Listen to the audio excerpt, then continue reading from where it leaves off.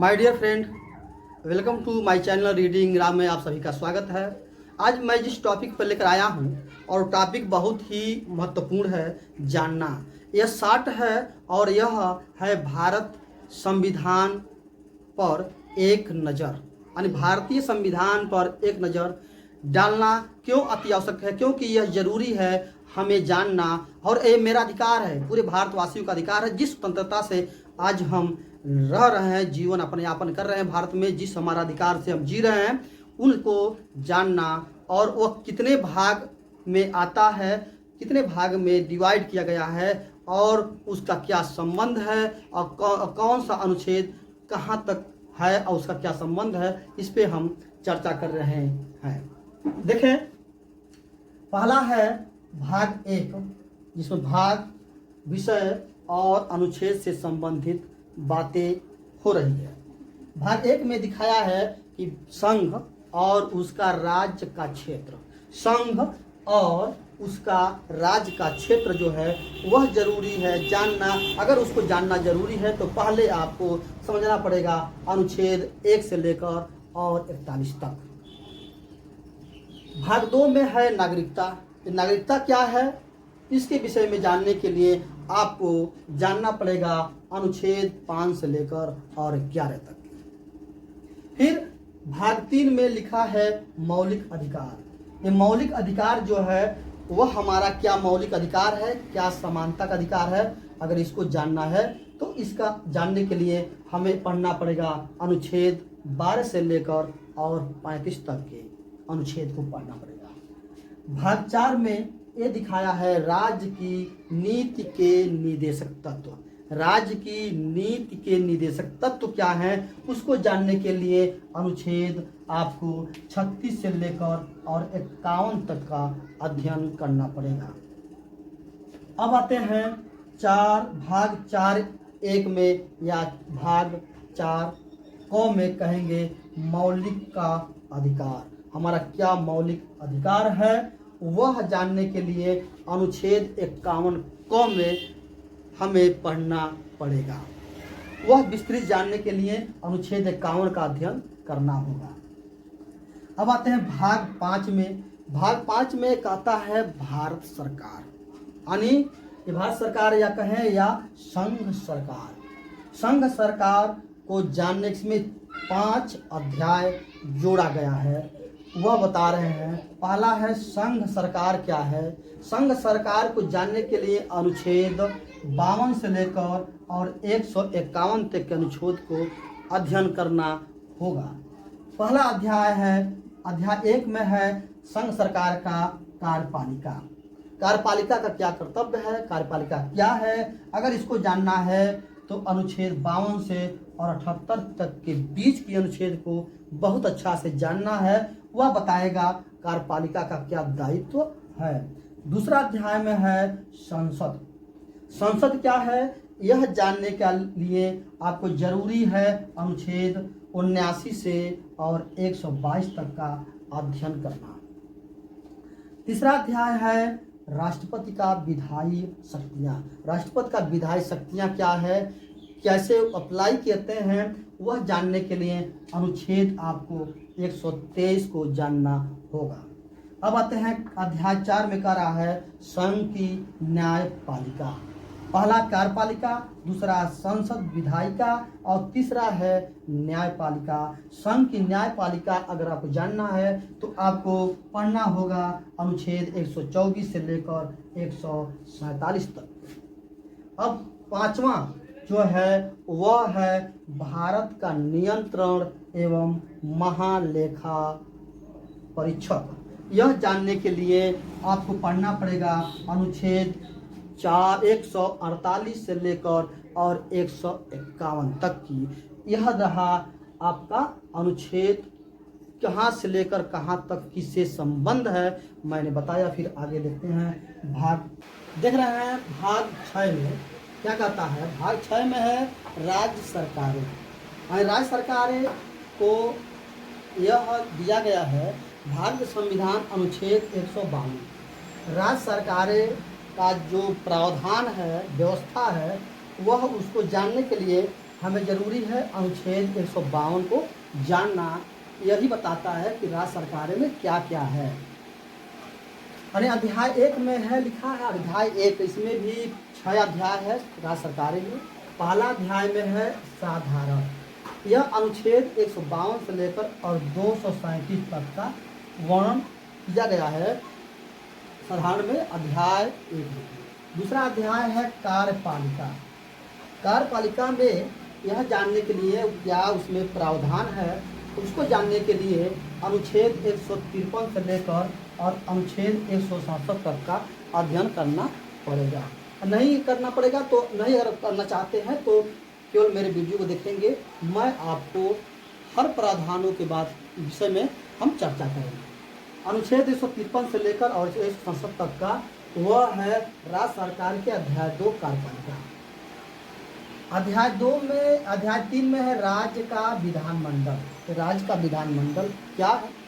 यह अनुच्छेद 168 से लेकर और 212 तक का अनुच्छेद से संबंधित है।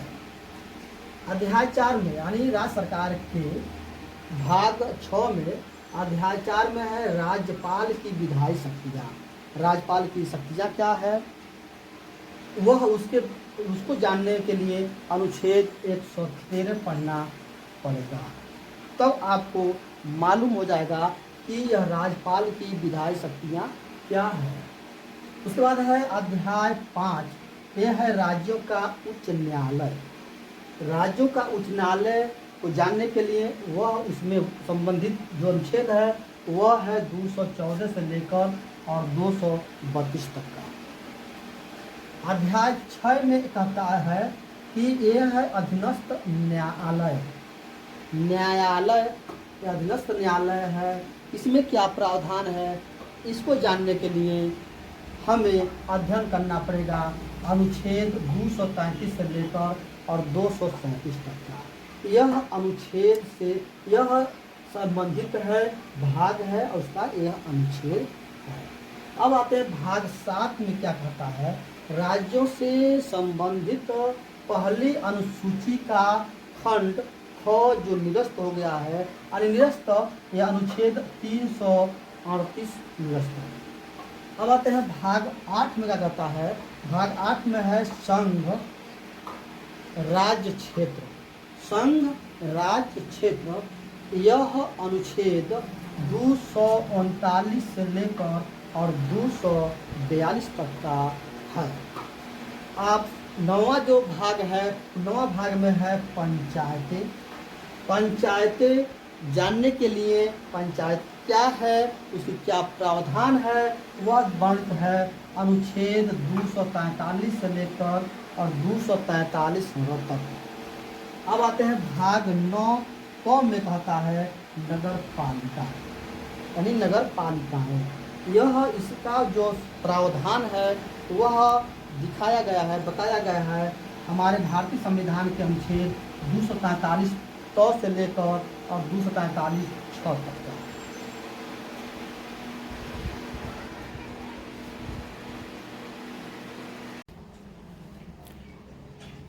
यहाँ देख रहे हैं भाग 9 ख में यह बताता है, भाग 9 ख का संबंध सहकारी समिति से है। वह क्या करता है, अनुच्छेद 243 जेड से लेकर और 243 जेड तक है।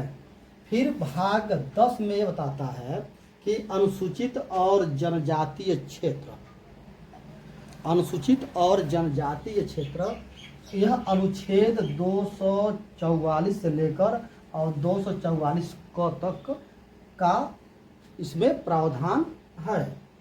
अब मैं बात करता हूँ भाग 11 का। तो भाग 11 में कह रहा है कि राज्य और राज्यों के बीच जो संबंध है उसका जो संबंध वह अनुच्छेद 245 से लेकर और 263 तक है। अब राज्य और राज्यों के बीच का जो संबंध है वो अध्याय 2 में बांटा गया है।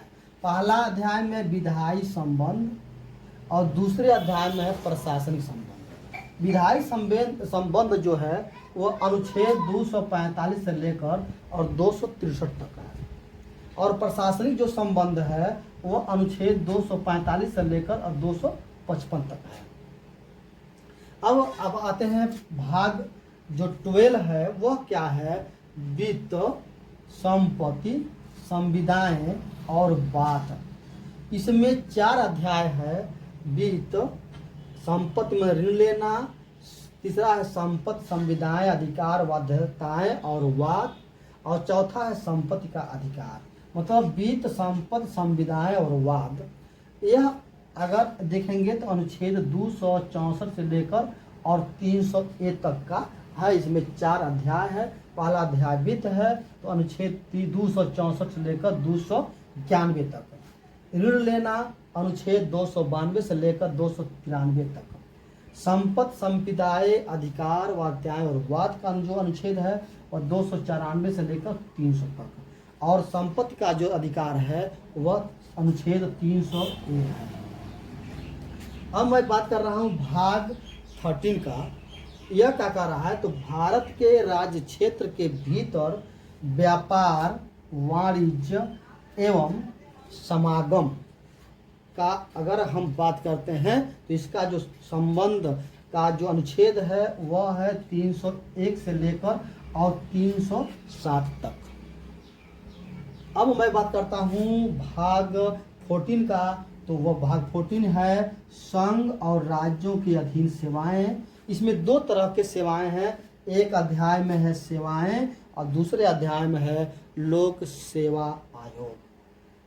तो संघ और राज्यों के अधीन 14 भाग में बताया गया है। ये अनुच्छेद 308 से लेकर और 323 तक है।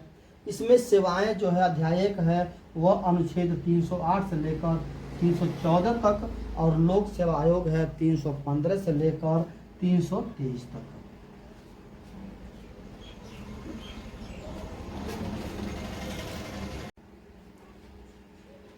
देखिए भाग 14 में 14 क क्या है। भाग 14 क में ये है अधिकरण।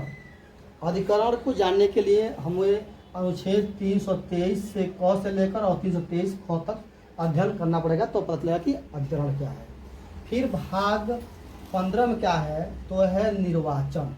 मतलब कैसे निर्वाचन किया जाए, क्या उम्र होगा और कौन लोग निर्वाचन कर सकते हैं। तो यह है अनुच्छेद 224 से लेकर 229 तक।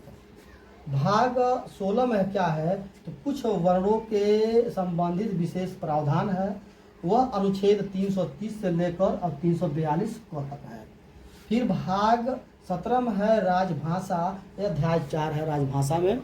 राजभाषा अनुच्छेद 343 से लेकर 351 तक है। इनमें 4 अध्याय है। पहला अध्याय है संघ की भाषा, वह अनुच्छेद 345 से लेकर 344। प्रादेशिक भाषा अनुच्छेद 345 से लेकर 347। सर्वोच्च न्यायालय, उच्च न्यायालय आदि की जो भाषा है वह है 348 से लेकर 349। और विशेष निर्देश है वह है अनुच्छेद 350 से लेकर 351 तक। तो ये रहा राजभाषा भाग 17 में। अब भाग 18 में क्या है, आपात उपबंध। आपात उपबंध अनुच्छेद 352 से लेकर और 360 तक है। भाग 19 में क्या है, तो ये है प्रकीर्णन, जो अनुच्छेद 361 से लेकर 367 तक है। भाग 20 में है संविधान का संशोधन। तो संविधान का जो संशोधन है वो अनुच्छेद 368 में है। आपको हमेशा याद रखना पड़ेगा। अब यह भाग 21 में क्या है, 21 में अस्थायी संक्रमणशील विषय उपबंध। यह अनुच्छेद 368 से लेकर और 392 तक है। और लास्ट जो है वह भाग 22 जो है भारत के संविधान का भाग 22 लास्ट है। इसमें है संक्षिप्त नाम, प्रारंभ, हिंदी में प्राधिकृत पाठ और निरसन। ये अनुच्छेद 393 से लेकर और 395 तक रहा। यह पूरा भारतीय संविधान पर एक नज़र या एक झलक है।